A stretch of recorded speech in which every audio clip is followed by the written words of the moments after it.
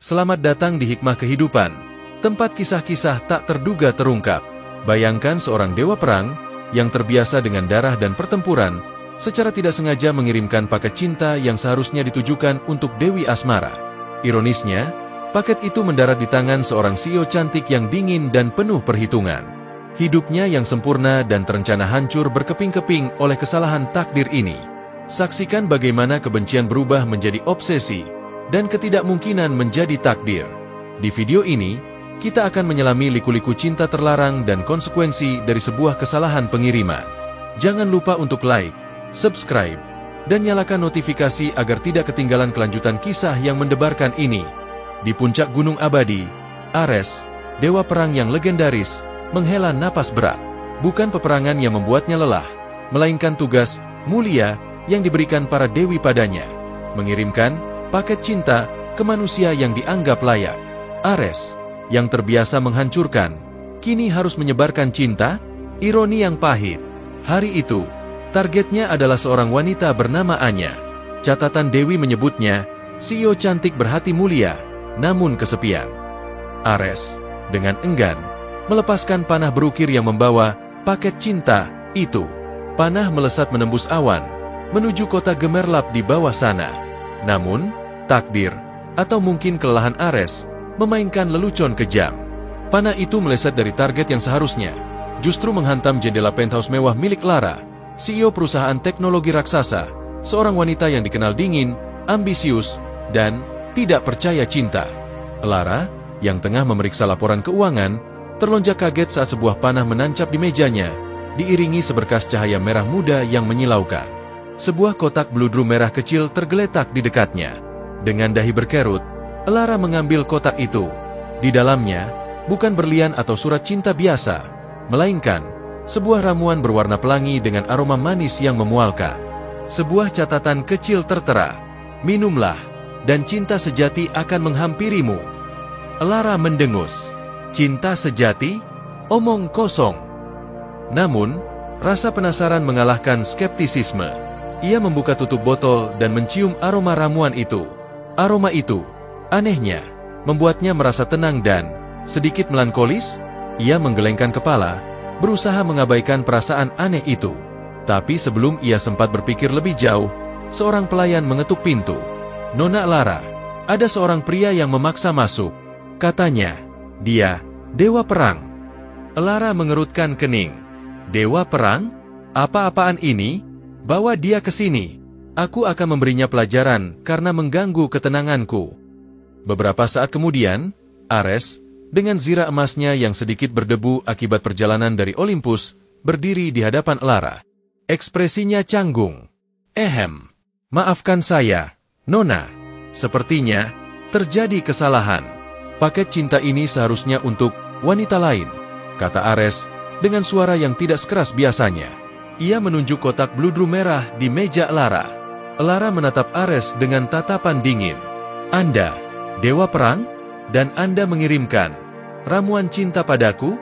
Apa menurut Anda saya membutuhkan itu?" Ares tergagap. "Tidak, bukan begitu maksud saya.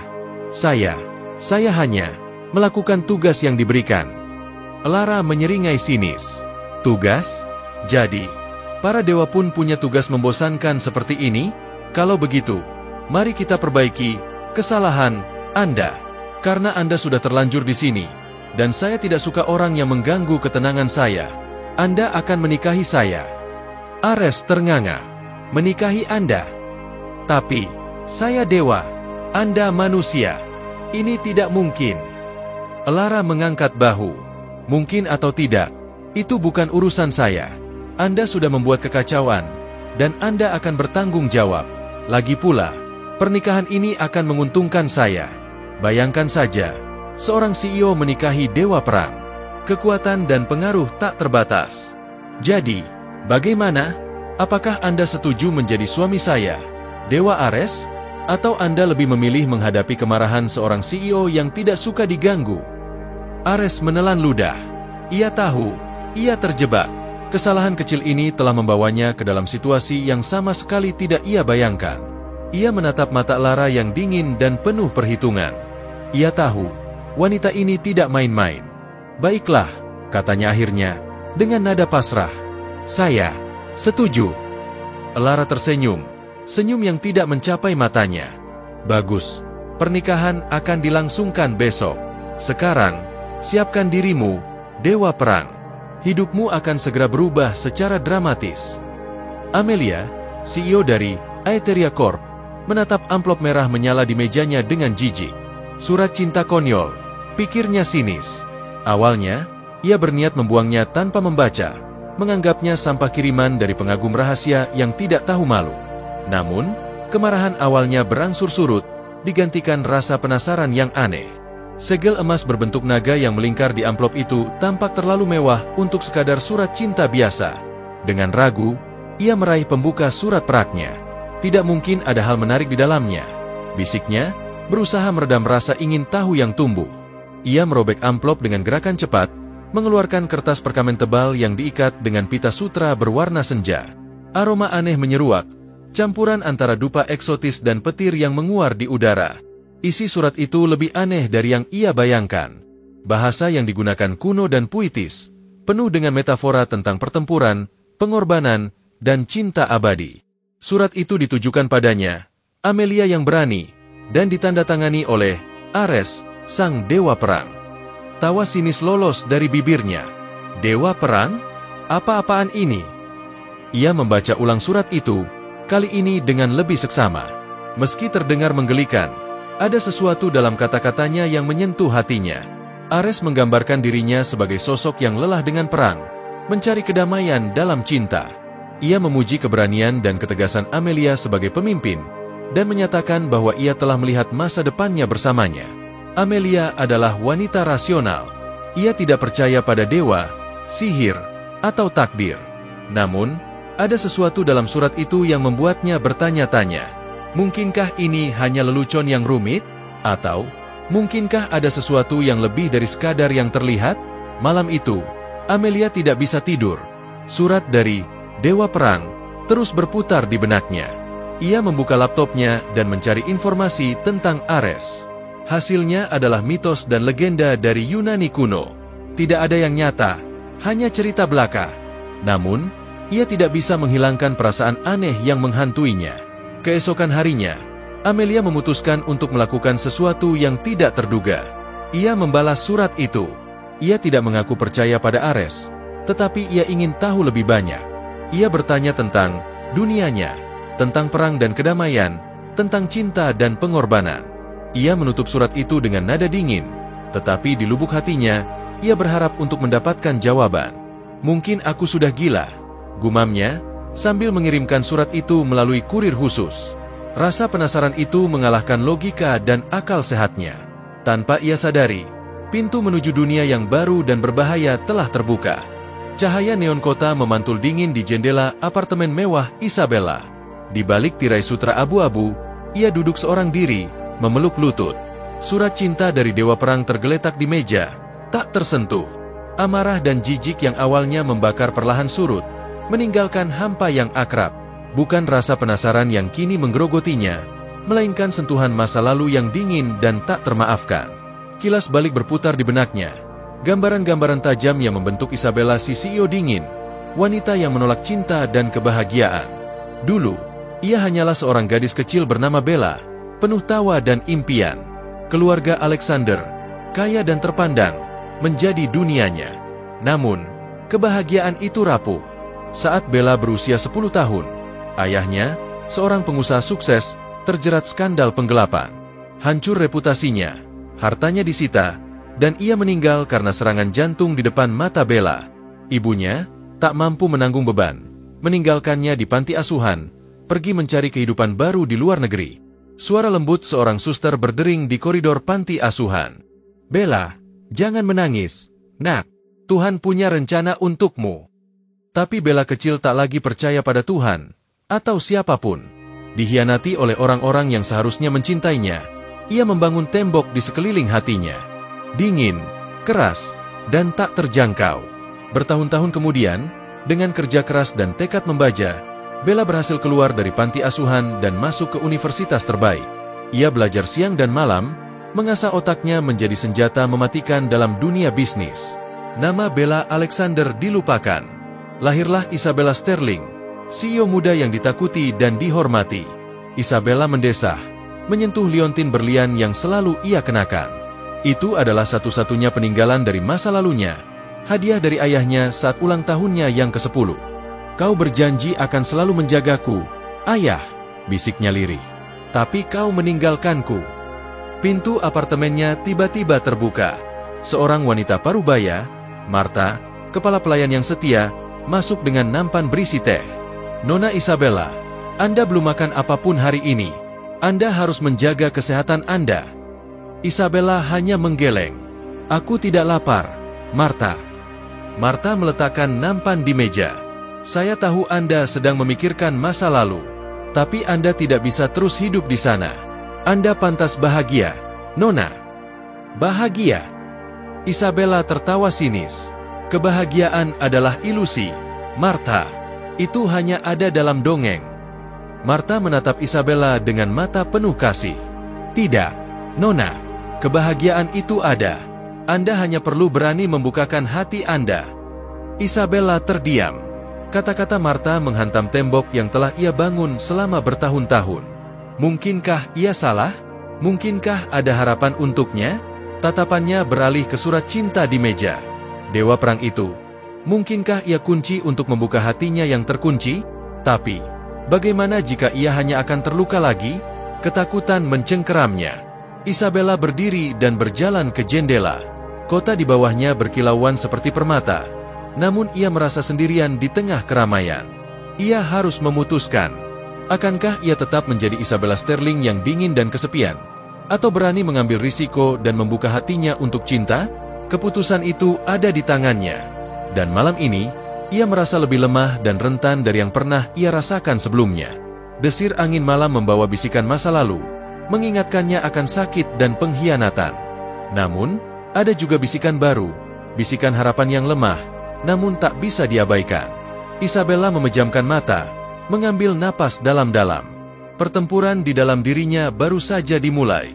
Di puncak gunung abadi, Ares, sang dewa perang, murka menyadari kekacauan yang ia timbulkan. Bodoh, gerutunya. Suaranya menggema di antara awan. Bagaimana bisa aku salah mengirimkan cahaya asmara kepada wanita fana itu? Cahaya asmara, artefak suci yang seharusnya meluluhkan hati Dewi Artemis, kini tergeletak entah di mana. Mungkin sudah dibaca oleh seorang CEO korporat yang dingin. Ares segera memerintahkan Hermes, sang dewa pembawa pesan, untuk mengambil kembali paket terkutuk itu. Hermes, pergi ke dunia fana. Temukan paket cahaya asmara yang salah kirim. Bawa kembali padaku sebelum wanita itu terpengaruh. Perintah Ares dengan nada mendesak. Hermes, dengan kecepatan kilat, menembus lapisan atmosfer dan tiba di bumi. Ia melacak keberadaan paket itu hingga ke sebuah gedung pencakar langit megah di jantung kota New York. Gedung itu adalah markas besar Everglow Industries, kerajaan bisnis milik Isabella Rossi, CEO yang menjadi target salah sasaran Ares. Hermes menyelinap ke dalam gedung, menghindari kamera pengawas dan para penjaga keamanan dengan mudah. Ia tiba di depan pintu ruangan Isabella. Dari balik pintu, terdengar suara ketikan keyboard yang cepat dan nada bicara yang tegas saat Isabella memberikan perintah kepada bawahannya. Hermes tahu, waktunya tidak banyak. Dengan sekali sentuhan, Hermes membuka pintu dan muncul di hadapan Isabella. Isabella, yang biasanya tenang dan tak terganggu, terkejut bukan main. Ia menjatuhkan pulpen mahalnya dan menatap Hermes dengan tatapan tidak percaya. Siapa kau? Bagaimana kau bisa masuk? Tanyanya dengan nada dingin, mencoba menyembunyikan keterkejutannya. Hermes mencoba menjelaskan situasinya dengan hati-hati. Meskipun ia tahu betapa sulitnya untuk menjelaskan konsep dewa kepada seorang wanita yang begitu rasional dan pragmatis seperti Isabella. Nona Rossi, saya Hermes, utusan, dari tempat yang jauh. Terjadi kesalahan dalam pengiriman paket. Paket itu seharusnya tidak sampai ke tangan Anda. Saya mohon dengan hormat, kembalikan paket itu kepada saya. Isabella mengerutkan kening. Paket apa? Apa maksudmu? Aku tidak menerima paket apapun selain dokumen dan laporan keuangan. Hermes menunjuk ke sebuah kotak kecil berwarna emas yang tergeletak di atas meja Isabella di antara tumpukan berkas. Itu dia. Kotak itu berisi Cahaya asmara. Isabella menatap kotak itu dengan curiga. Ia meraihnya dan membukanya.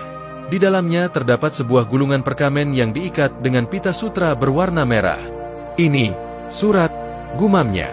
"Ya, Nona. Surat itu sangat penting. Mohon kembalikan surat itu kepada saya. Saya berjanji tidak akan mengganggu Anda lagi," pinta Hermes dengan nada memohon. Isabella menatap Hermes dengan tatapan menyelidik. Ia merasakan sesuatu yang aneh dalam diri pria ini. Ada aura mistis yang terpancar dari tubuhnya. Ia tidak tahu apa yang sebenarnya terjadi, tetapi ia merasa ada sesuatu yang penting di balik semua ini. "Maaf, tapi aku tidak bisa. Aku ingin tahu apa isi surat ini. Aku ingin tahu mengapa kau begitu ingin mengambilnya kembali," jawab Isabella dengan nada tegas. Hermes mencoba merebut kotak itu dari tangan Isabella, tetapi Isabella menghindar dengan gesit. Ia adalah wanita yang terlatih dalam seni bela diri, warisan dari masa lalunya yang kelam. "Aku mohon, Nona, jangan baca surat itu. Ini demi kebaikanmu," seru Hermes putus asa. Isabella membuka gulungan perkamen dan mulai membacanya. Kata-kata dalam surat itu begitu indah dan menyentuh hati. Kata-kata itu menggambarkan cinta yang abadi, pengorbanan yang tulus, dan kerinduan yang mendalam. Isabella merasakan hatinya bergetar saat membaca setiap kata dalam surat itu. Sebelum Hermes dapat mencegahnya, Isabella selesai membaca surat itu. Sebuah cahaya lembut terpancar dari kotak itu dan menyelimuti Isabella. Hermes merasakan kekuatan cahaya asmara mulai bekerja.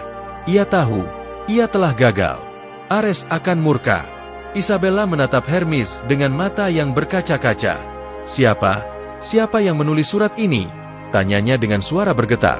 Hermes hanya bisa menundukkan kepalanya, merasa bersalah dan tak berdaya. Misi penyelamatannya telah gagal total. Efek cahaya asmara tak terhindarkan. Di balik dinding kaca kantornya yang mewah, aura dingin dan tak tersentuh seorang CEO cantik, Isabella mulai mencair. Surat cinta yang salah alamat itu, yang seharusnya ditujukan untuk belahan jiwa dewa perang, Ares, kini telah menancap kuat di relung hatinya yang membeku. Awalnya jijik dan marah, kini Isabella justru diliputi rasa penasaran yang membara. Baris demi baris kata-kata tulus yang terpancar dari surat itu, bagaikan oase di gurun pasir kehidupan Isabella yang kering akan cinta dan kehangatan. Setiap malam, setelah semua karyawan meninggalkan gedung pencakar langit itu, Isabella kembali membaca surat tersebut.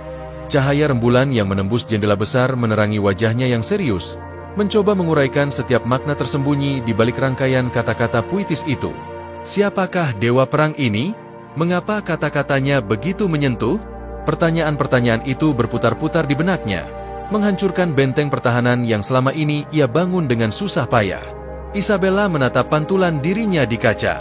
Sosok wanita karir yang sukses, kaya raya, namun menyimpan luka mendalam di masa lalu. Ia teringat bagaimana dikhianati oleh cinta pertamanya, yang membuatnya berjanji tidak akan pernah lagi membuka hatinya untuk siapapun. Namun, surat dari dewa perang ini, entah bagaimana caranya, telah berhasil meruntuhkan tembok es yang mengelilingi hatinya. Dengan tekad yang membara, Isabella memutuskan untuk mencari tahu siapa sebenarnya sosok di balik nama Ares, sang dewa perang. Ia memerintahkan asisten pribadinya, Sarah, untuk menggali informasi sebanyak mungkin tentang Ares. "Sarah, saya ingin kamu mencari tahu segalanya tentang seseorang bernama Ares. Cari tahu latar belakangnya, pekerjaannya, hobinya, dan semua hal yang mungkin bisa memberikan saya gambaran tentang dirinya," perintah Isabella dengan nada tegas namun menyimpan getar penasaran. Sarah, yang sudah terbiasa dengan perintah aneh dari bosnya, hanya mengangguk patuh. Ia tahu, ada sesuatu yang berbeda dalam diri Isabella. Biasanya, Isabella tidak pernah tertarik dengan urusan pribadi siapapun. Namun kali ini, ia melihat kilatan ketertarikan yang nyata di mata bosnya itu.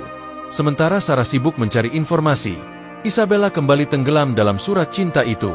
Ia membayangkan sosok Ares, seorang pria yang kuat, berani, namun juga memiliki hati yang lembut dan penuh kasih. Ia membayangkan tatapan matanya yang tajam namun penuh cinta, senyumnya yang menawan, dan suaranya yang menenangkan. Semakin ia membayangkan, semakin kuat pula rasa ingin tahunya. Apakah Ares benar-benar ada? Ataukah ia hanya sekadar ilusi, sebuah fantasi yang diciptakan oleh kesepiannya? Beberapa hari kemudian, Sarah datang dengan membawa setumpuk informasi tentang Ares. Nyonya Isabella, saya berhasil mengumpulkan beberapa informasi tentang Ares, lapor Sarah dengan nada hati-hati. Isabella segera menyambar berkas itu dan mulai membacanya dengan seksama. Ia menemukan bahwa Ares adalah seorang pengusaha muda yang sukses, pemilik beberapa perusahaan teknologi di berbagai negara. Ia juga seorang filantropis yang aktif dalam kegiatan sosial. Namun, ada satu hal yang membuat Isabella terkejut. Ares memiliki reputasi sebagai seorang pria yang dingin dan tidak tersentuh, sama seperti dirinya. Ia tidak pernah terlihat menggandeng seorang wanita, dan selalu menjaga jarak dengan orang lain. Mengapa seorang pria seperti Ares bisa menulis surat cinta yang begitu tulus dan menyentuh? Pertanyaan itu kembali menghantui benak Isabella. Isabella memutuskan untuk melakukan sesuatu yang nekat. Ia akan menemui Ares secara langsung dan mencari tahu sendiri jawabannya. Ia menyusun rencana untuk menghadiri acara amal yang akan dihadiri oleh Ares. Ia akan menggunakan kesempatan itu untuk berbicara dengannya dan melihat sendiri apakah ia benar-benar sosok yang selama ini ia bayangkan. Isabella berdiri dari kursinya dan menatap pantulan dirinya di kaca. Kali ini, ada secercah harapan di matanya. Ia tidak tahu apa yang akan terjadi selanjutnya, namun ia yakin pertemuannya dengan Ares akan mengubah hidupnya selamanya. Hujan mengguyur kota dengan derasnya, seolah ikut merasakan gejolak dalam hati Livia. Di penthouse mewahnya, Livia berdiri mematung di depan jendela besar, menatap lekat sosok pria yang berdiri di tengah hujan tanpa gentar. Dia, Aryan, dewa perang yang misterius itu, datang menemuinya. Pertemuan ini tak terhindarkan. Livia mengatur napas, berusaha menenangkan jantungnya yang berdebar kencang. Dia berbalik dan berjalan anggun menuju pintu. Pintu terbuka, dan tatapan mereka bertemu. Hujan semakin deras, membasahi rambut dan pakaian Aryan, namun tatapannya tetap tajam dan penuh penyesalan. "Livia," bisiknya, suaranya berat. "Aku datang untuk meminta maaf." Livia tersenyum sinis. "Maaf? Apakah itu cukup untuk menebus kekacauan yang kau timbulkan? Kau tahu, Aryan, kau telah mengusik hidupku yang tenang dan teratur." Jawabnya dingin, nada suaranya setajam es. Aryan melangkah maju, mendekat pada Livia. Aku tahu aku salah. Surat itu seharusnya tidak pernah sampai padamu. Itu adalah kesalahan, sebuah kecerobohan yang tak termaafkan." Aryan menghela napas berat. "Aku hanya ingin menariknya kembali. Aku tidak ingin kau terluka." Livia tertawa pelan, namun tawa itu tidak mengandung kebahagiaan. "Terluka? Kau pikir aku terluka?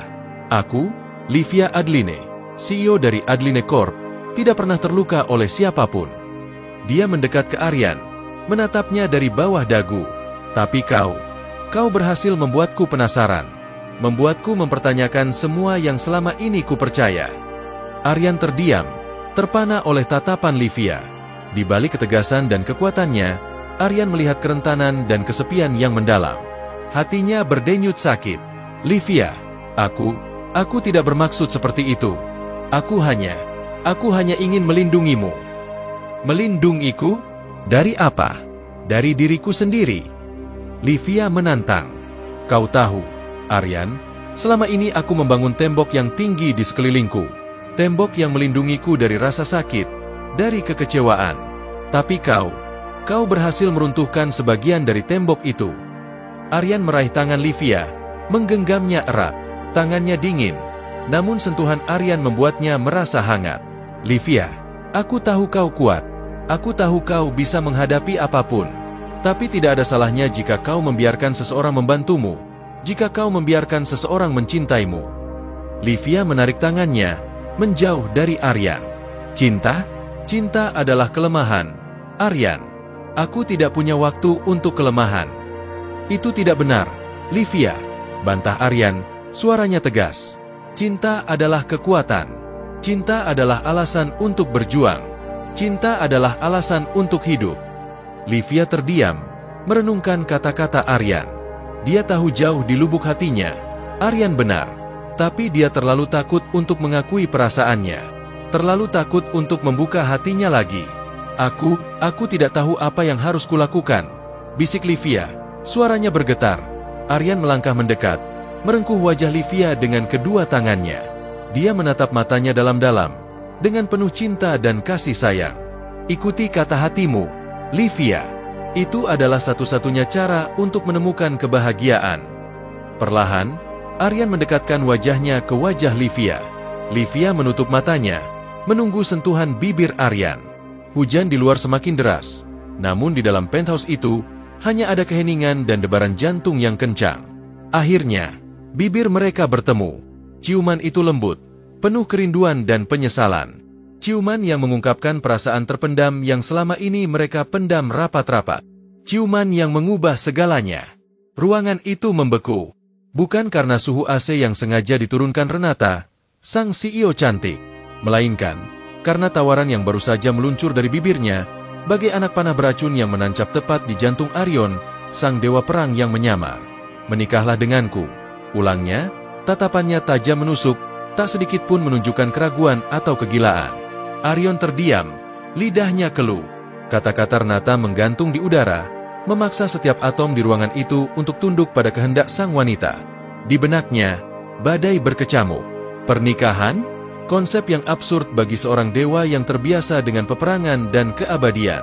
Namun, di hadapannya, berdiri seorang wanita yang berhasil meruntuhkan tembok hatinya. Wanita yang mampu membuatnya merasakan sesuatu yang baru, sesuatu yang manusiawi. Renata, apa kau serius? Arion akhirnya bersuara, keraguannya terpancar jelas. Renata tersenyum sinis. Apa kau melihat lelucon di wajahku, dewa perang? Ia mendekat, langkahnya anggun namun penuh perhitungan. Aku tahu kau tidak mencintaiku. Setidaknya, belum. Tapi aku menawarkan sebuah kesepakatan. Pernikahan kontrak, keuntungan bagi kita berdua. Arion mengerutkan kening. Keuntungan? Apa yang bisa aku dapatkan dari pernikahan denganmu, selain masalah yang lebih besar? Renata berhenti tepat di hadapan Arion, mendongak menatap matanya. Aku akan memberimu akses ke teknologi perusahaanku. Teknologi yang bahkan para dewa pun akan iri. Aku akan memberimu kekuasaan, pengaruh, sesuatu yang tidak bisa kau dapatkan di duniamu sendiri. Arion tertegun. Ia tahu reputasi Renata sebagai seorang CEO yang brilian. Perusahaannya, Aegis Tech, adalah raksasa teknologi yang menguasai dunia. Mengakses teknologinya akan memberikan keuntungan strategis yang tak ternilai. Namun, imbalan itu terasa seperti jebakan. Dan apa yang kau dapatkan dariku? Tanya Arion curiga. Renata menyentuh dadanya, tepat di mana jantungnya berdetak kencang. Aku mendapatkan kehadiranmu, perlindunganmu. Seseorang yang bisa kuhubungi ketika dunia terasa terlalu berat. Seseorang yang bisa kuandalkan, tanpa harus takut dikhianati. Ia menatap Arion dengan mata yang berkaca-kaca. Aku tahu ini gila. Aku tahu kau mungkin menolak. Tapi aku tidak punya pilihan lain. Aku membutuhkanmu. Arion terdiam lagi. Pikirannya berpacu. Tawaran Renata terlalu menggiurkan untuk ditolak mentah-mentah. Namun, ia juga merasakan ada sesuatu yang lebih dalam di balik tawaran itu. Kesepian? Ketakutan? Atau mungkin harapan? Ia menatap Renata, mencoba membaca pikirannya. Ia melihat kerapuhan yang tersembunyi di balik ketegasan dan kesuksesan. Ia melihat seorang wanita yang terluka, seorang wanita yang mendambakan cinta dan perlindungan. Dan untuk pertama kalinya, Arion, sang dewa perang, merasakan keraguan. Keraguan tentang takdirnya, tentang misinya, tentang segalanya. Aku butuh waktu untuk berpikir. Akhirnya Arion berkata, suaranya pelan. Renata mengangguk, mundur selangkah. Tentu, aku akan menunggu. Tapi jangan terlalu lama, karena dunia ini tidak akan menunggu siapapun. Ia berbalik dan berjalan menuju pintu. Sebelum keluar, ia berhenti dan menoleh. Dan satu lagi, Arion, aku tidak main-main dengan tawaranku. Jika kau menerima, maka kau akan menjadi milikku sepenuhnya. Pintu tertutup dengan bunyi klik yang memekakan telinga. Arion terdiam di tengah ruangan, terperangkap dalam badai pikirannya sendiri. Tawaran Renata mengusik jiwanya, memaksanya untuk mempertanyakan segala yang ia yakini. Pernikahan kontrak dengan seorang CEO cantik yang menyimpan rahasia kelam. Ini adalah perang yang belum pernah ia hadapi sebelumnya. Perang yang tidak bisa dimenangkan dengan pedang atau kekuatan. Perang yang hanya bisa dimenangkan dengan hati. Itulah tadi kisah cinta yang penuh dengan intrik dan drama antara sang dewa perang dan CEO cantik.